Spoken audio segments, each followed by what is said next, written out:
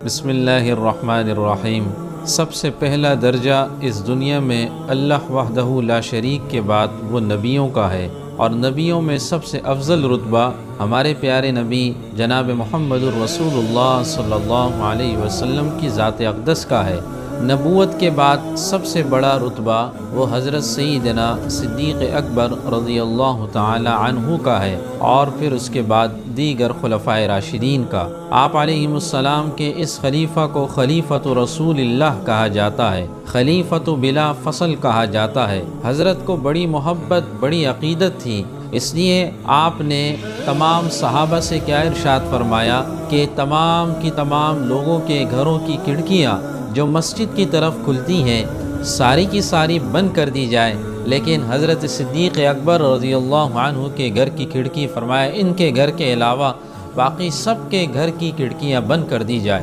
آپ سے کیسی محبت تھی کہ آپ نے فرمایا اس زمین میں اللہ کسی کو میرا خلیل بنائے تو وہ حضرت صدیق اکبر رضی اللہ عنہ ہے۔ آپ کو کیسی محبت تھی کہ آپ نے فرمایا ایک دن کہ کل قیامت والے دن آپ نے حضرت صدیق اکبر حضرت عمر رضی اللہ عنہما کے ہاتھ اٹھائے اور فرمایا کہ لوگوں دیکھو کل قیامت کے دن اسی طرح اللہ رب العزت ہمیں ایک ساتھ اٹھائے گا۔ کیسی محبت تھی آپ کو۔ آپ ہجرت کے سفر پہ جا رہے ہیں تو ہجرت کے اس پورے سفر کا خرچہ اور اس پورے سفر کا انتظام اور اس پورے سفر کی تیاری کرنے والی شخصیت وہ حضرت صدیق اکبر رضی اللہ تعالی عنہ کی ذات اقدس۔ آپ پر اپنا مال لٹایا، آپ پر اپنی جان، آپ پر اپنے گھر والوں کو، حتیٰ کہ آپ کے پاس جتنا مال تھا وہ سب کا سب اسلام کے آنے کے، مسلمان ہونے کے بعد راہ خدا میں خرچ کیا۔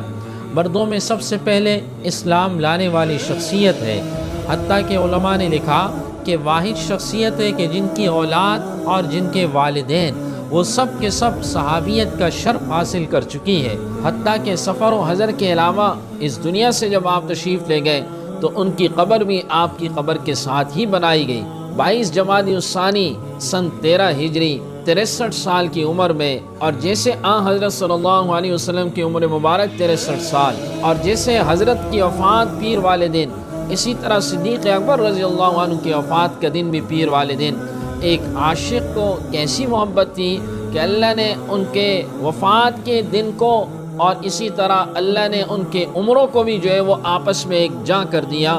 آپس میں ایسی مناسبت کر دی، صورت میں آپ سے ایسی مشابہت اللہ نے ان کی پیدا کی کہ مدینہ منورہ جب یہ حضرات پہنچے تو کچھ لوگوں نے یہ سمجھ کر کے کہیں حضور علیہ السلام صدیق اکبر، تو لوگوں نے ان سے ہاتھ ملانا شروع کر دیا۔ تو آپ نے لوگوں سے فرمایا کہ میں نہیں ہوں، آپ علیہ السلام کی ذات اقدس یہ ہے۔ آپ نے اس وقت بتایا، یعنی آپ کی صورتاً بھی ایسی جو ہے وہ اللہ نے مشابہت پیدا کر دی تھی۔ آپ سے بڑی عقیدت تھی، آپ سے بڑی محبت تھی، اسلام کے لیے بڑی قربانیاں ہیں۔ 2 سال کی خلافت کا عرصہ گزارا، لیکن اس خلافت کے ایام میں وہ چاہے جنگ یرموک ہو، وہ چاہے مسیلمہ کذاب کے ساتھ جنگ کرنا ہو، وہ چاہے زکوٰۃ کے منکرین کے ساتھ ہو، سب کے ساتھ آپ نے ان 2 سال کے عرصے میں حضور علیہ السلام کے اس مشن کو آگے آپ لے کے چلیں۔ اور بلکہ جب آپ نے پردہ فرمایا تو صحابہ اکرام کچھ ایسے تھے، اس محبت کا